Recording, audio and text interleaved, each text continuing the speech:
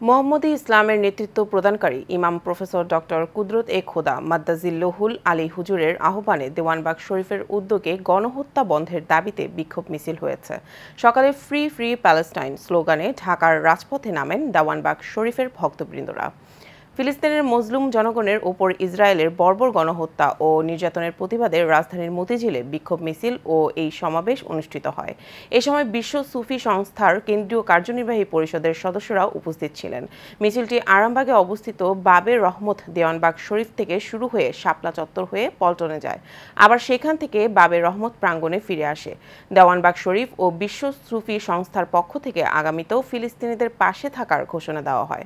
আমরা সকল ধরনের মানবতা বিরোধী অপরাধের বিপক্ষে, সুফিরা শান্তির পক্ষে, সুফিরা শান্তির চরিত্র ধারণকারী, শান্তির চরিত্র ধারণের শিক্ষাদানকারী।